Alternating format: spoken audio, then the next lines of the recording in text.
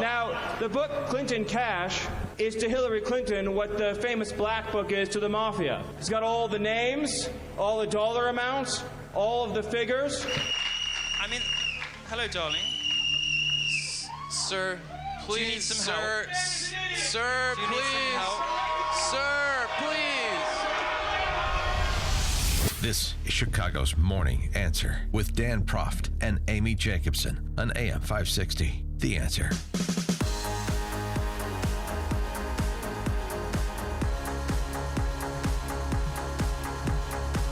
Good morning, Dan and Amy. So, in the immortal words of Hawk Harrelson, cinch it up and hunker down, Amy, because we are about to be visited upon by a force of nature. He is Milo Yiannopoulos. He is the Breitbart tech editor. He was at DePaul University in Lincoln Park last night to give a speech, and what give a little happened? talk as part of this tour that he's doing, a tour that shall remain nameless because of Milo's certain particular zest for life.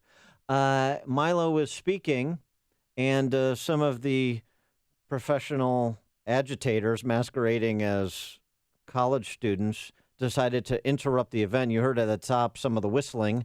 Literally a dog whistle or a whistle, not a dog whistle. I guess humans wouldn't have been able to hear it. But whistling and taking over, and this black young man and black young woman kind of came up to the stage and took the mic and took over the event, and Milo sat in this comfy chair just kind of laughing at the passing scene.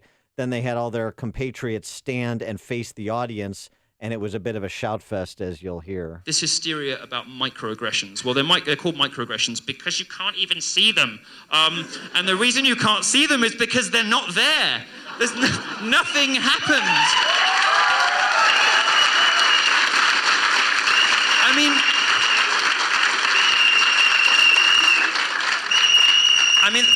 Hello, darling. Sir, please. Do you need some help? Sir, Do you need please. some help? Sir, please. We'd like to ask you to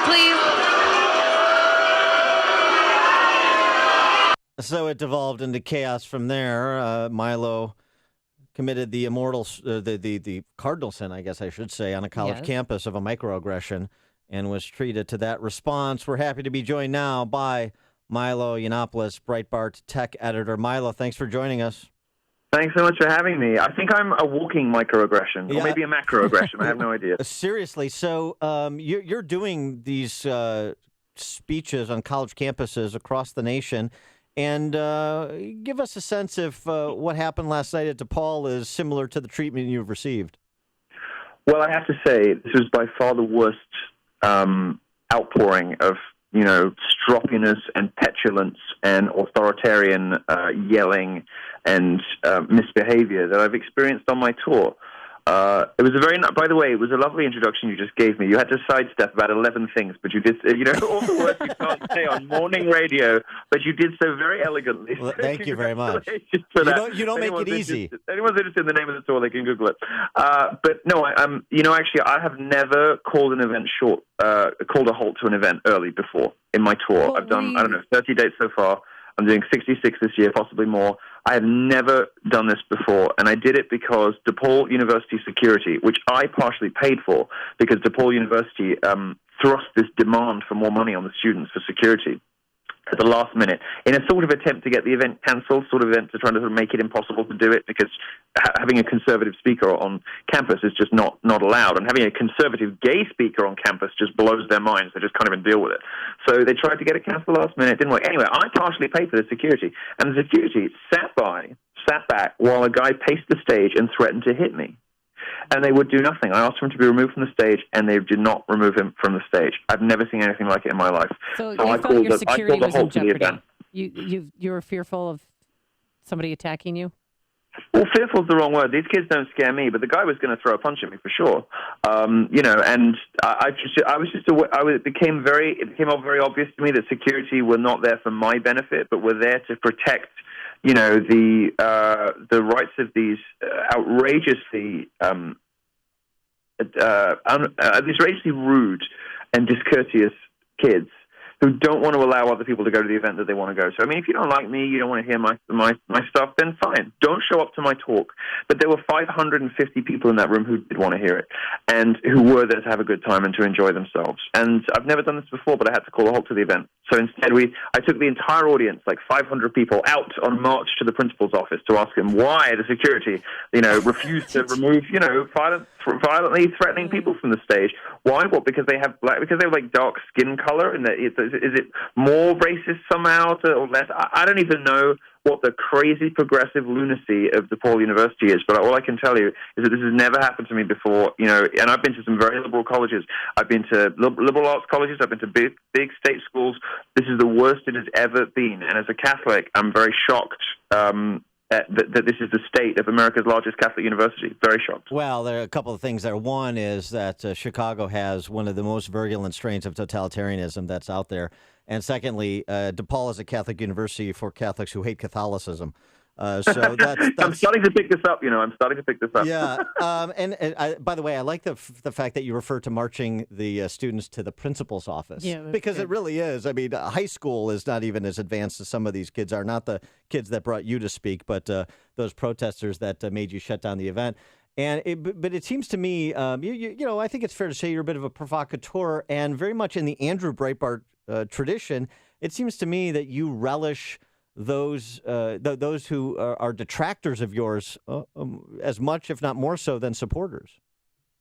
Well, I'm flattered by the comparison. Thank you. When they show up, I'm giving talks about free speech, and I'm giving talks about how the regressive left, progressive left, whatever you want to call it, shuts people down because it doesn't have arguments, and it prefers to yell and to ban you and to make it impossible for you to speak rather than to show up and have polite debate, rather than to show up and interrogate your arguments. Look what happened last night. I don't even need to say anything. By the time I arrive on campus, my point has already been proven for me.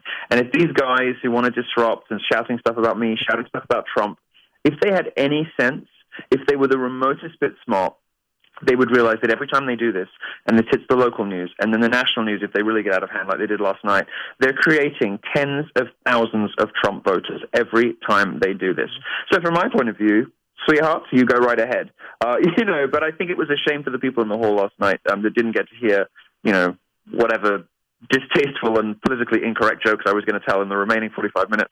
Well, that's what I was going to say. What's the premise of your tour? What are you trying to teach these kiddies that you've had running into safe spaces? Well, so my tour is a kind of performance art, I suppose. I mean, it's almost more like a stand-up tour than a traditional college lecture tour. I just sort of tell some jokes, read some statistics, shine a light on the absurdity of some progressive claims. Like, the campus rape culture epidemic, which of course doesn't exist. It's nonsense. The wage gap, not true. I make some jokes about feminism. I make some jokes about stuff, about things you're not really supposed to joke about these days, but about which everyone's desperate to laugh because they're preposterous. The lunacy of the progressive left privileging, Islamic immigration over the rights of women and gays, saying, oh, it's great, we should have 1.4 million, Syrian refugees in Germany. Never mind the rape epidemics and the gay people that end up being beaten up by all of these, barbaric Muslim immigrants from God knows where. The absurdity, the lunacy of the progressive left holding these simultaneously contradictory positions is intrinsically hilarious. And so I just try to draw attention to the hypocrisy and the stupidity of it all. And they don't like that very much, because if there's one thing authoritarians and dictators don't like, it's the sound of laughter. What did you say to some of the black female protesters who turned up at DePaul? You see, after your elegant introduction, I'm not sure if I can quote myself directly, but yes, I said something along the lines of, you'll have to go and look for the video online if you want to see it in its in its original form. But I said something like, I've just worked out why so many young black girls are at the front of the stage. I think I was with their brothers last night. And they just don't like being laughed at. One joke I can tell you verbatim was, they're out on stage, and at this point, I thought that the police department and security were going to haul them off. And I said, you're up here protesting. Well, give it 20 minutes. Black incarceration rates are going to get even worse. Hi-oh. Is this thing on? Did I just say that? Another one. While we're doing Milo's greatest hits here, might as well. What did you say to the female ringleader, the protest group that claimed she had been silenced for 200 years? Oh, "Oh," I said, "you look good for it, darling. You don't look that old." She said, "Kid, I have been oppressed for 200 years," and I'm like, "Well, you don't look that old. Good for you." All right, Milo. That's the stuff that I think they're not receiving well on places like DePaul. Yeah. And what about how has Donald Trump help give you some new material? Sorry, say again? How has Donald Trump helped give you new material? Well, Trump, like me, I think we're both kind of Voldemort figures for the progressive left. So they don't even speak our name. I see my name on Twitter sometimes, and it's like M-star because they can't even spell it out in full because like my spirit will infect them if they even dare to spell my name. I don't know. It's so funny. So I mean, Trump and I are both like that, and we both really just don't care about being called names. And this is the thing. When you realize that the left has no power over you, if you don't care about the names it calls you, if you know that you're not a sexist and they call you a sexist, you don't care, nothing bad happens. If you know you're not a racist and they call you a racist, you know you're not, nothing bad happens. If you remove the left's power over you by looking them in the face and saying, you know what, you can call me all the names you want, it isn't true.